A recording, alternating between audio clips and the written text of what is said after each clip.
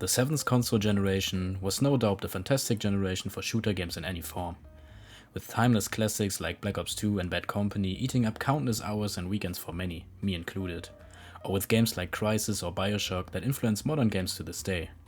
And even if you look past the biggest titles of that time, there are many gems to discover.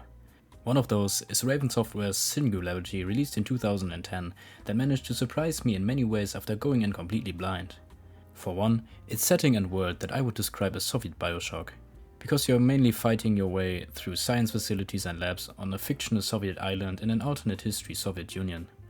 Further, while many games of that era had a brownish-grey color scheme, and this game is no exception, the details and the atmosphere inside these massive structures and facilities have a certain charm that I really liked. On top of that, you have a great amount of different opponents, with new ones getting introduced till the very end, including some massive boss monsters. With two different factions, the Soviet military and the mutants, that take turns throwing themselves in your way, extending the feeling of variety. But while the visuals and enemy designs are already somewhat creative, where the game's uniqueness really managed to shine was the gameplay.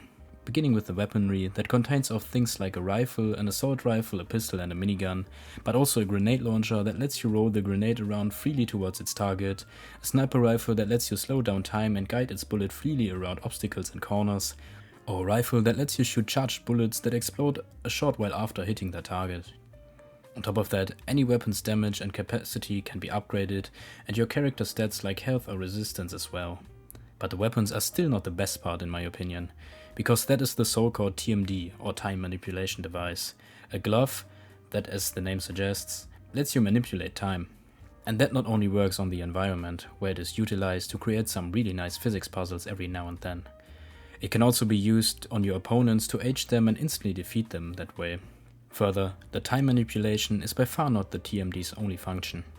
It can also be used as a gravity gun to move and throw objects or catch rockets and grenades to send them back to their original owners. On top of that, further down the line, you get the ability to create a sphere that slows down time in its area for a short amount of time. And last but not least, the glove can release an energy burst that throws back enemies and damages them, which is great for crowd control. The encounters themselves range from cover shooter to run and gun sections, where even on normal difficulty it makes sense to keep your distance or at least think twice before rushing your foes, because you can only heal yourself with items and not by standing behind cover for a while like in other FPS games. Anyway, other than that, besides being able to listen to audio logs or uncover hidden messages in certain places, that's about it for the gameplay part. Now, before we come to the story section, I want to give you the opportunity to skip to the timestamp shown on the screen right now. So with that out of the way, the game is set in 1955, the height of the Cold War. On a remote Soviet island called Katorga 12, scientists experiment with a newly discovered element called E99, a powerful energy source that could change the world. But something goes horribly wrong. An accident rips open a crack in time, distorting the island and everyone on it. You play as Captain Nathaniel Ranko, a US Marine sent with a recon team to investigate strange activities on Katorga 12. But your helicopter is hit by a powerful energy surge and crashes on the island. Alone and confused, you begin to explore, only to stumble into something even stranger. Because suddenly you're thrown back in time during the height of the Soviet experiments on the island. You find yourself in a burning building, where you instantly save a man named Nikola Demichev from dying inside the fire. Back in the present, you discover that by saving Demichev you've rewritten history. In this new timeline, Demichev became the ruthless leader of the Soviet Union, using E99 technology to crush the world under Soviet control. You've turned the Cold War into a permanent Soviet victory, and you're now a target. As you fight your way through the island, you meet Dr. Viktor Borisov, the scientist originally destined to die in the fire you prevented.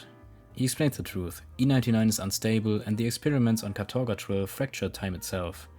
The island now shifts between 1955 and the present. Monsters roam, twisted humans and soldiers warped by time and radiation. And the only hope to fix history lies in undoing what you did. Borisov equips you with the time manipulation device, a piece of E99 technology that lets you control time in small, focused ways.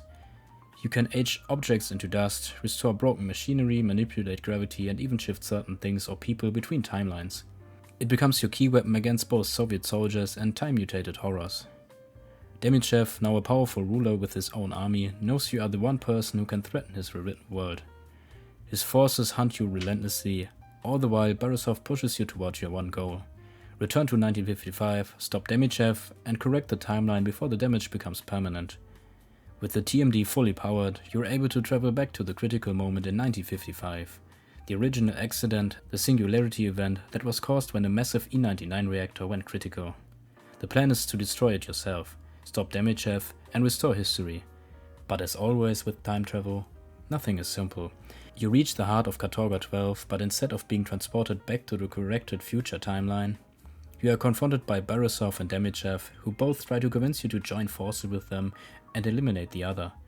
If here you decide to kill Demichev, history resets, the Soviets never rise, the Cold War plays out as it should, and the world is restored.